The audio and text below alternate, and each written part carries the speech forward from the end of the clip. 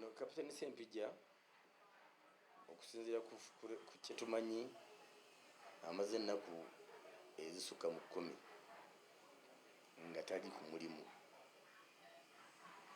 Tukiyita absence from duty, era message ya absent yatumiddwa.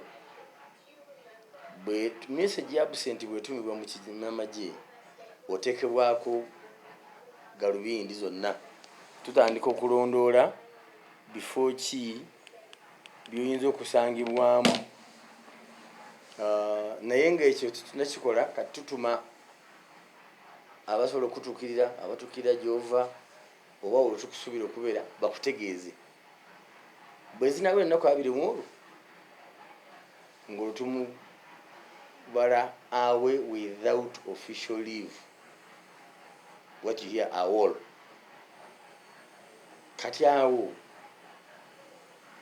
bwe tumala okutuma message ya AWOL tuteekawo board of inquiry. Office ono lwaki yabula, ddala yabula oba yabuzibwawo? Kuba tuyinza n'okuba tuga nti yabuze naye nga yabuzibwawo. So we leave the channels of, tuleka okunoonyereza kubeere kugazi. So bwe tumala okuzuula nti ddala yeyabula nga tumujja ku strength, olwo aba afuuse disaster. Kati disaster officer ayina kuwenjebwa. Namba 2, bw'otumibwa omulimu ogw'enjawulo, special duties, nga Ssempijja gwabaddeko, Kapiteni Ssempijja, ate oyinawo obuvunaanyizibwa bwa nkizo nti one wakwasa obuvunaanyizibwa obw'enjawulo, special duties. Ekyokubiri gwe otukiikirira kye twakutuma.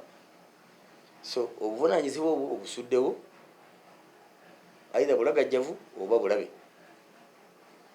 Namba 2, otuswazizza ng'ejje nti gye twakutuma ate omulimu gusuddewo n'odduka oba n'ogenda. Either way misango. Yeah.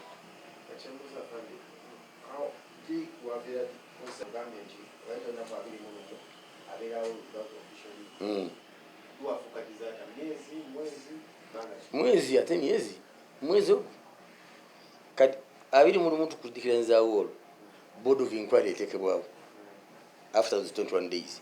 Board of inquiry normally bagiwa wiiki emu oba 2. So bw'ereeta report ng'eraga nti gwe wabulawo ku lulwo, then you are AWOL. Ogizuula nti wabuzibwawo, then ate awo tuteekawo investigations endala okuzuula ani yakuzaawo era abafa ensonga ki. Kuba jjukira omuntu gwakuuma VIP, actually VVIP muntu mukulu nnyo. So tetuyinza kiragajjalira oba okukiriisa mpiso.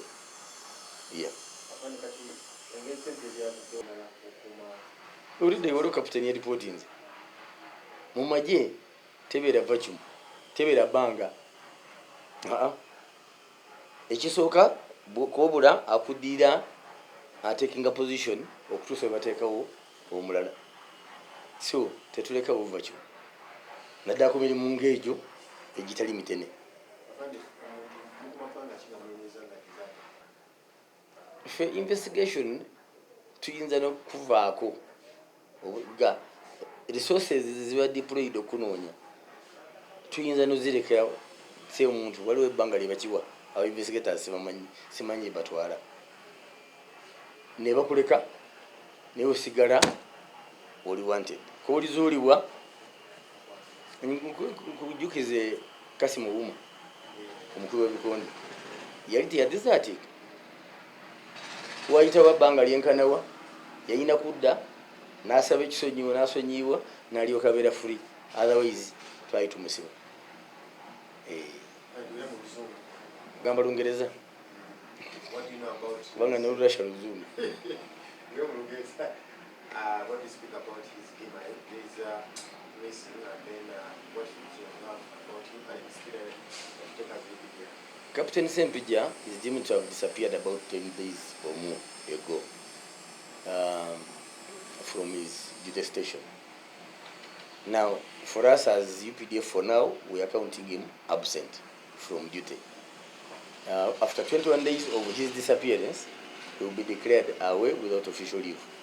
Now, when you're a wall, you become now a suspect. So we look for you in that angle.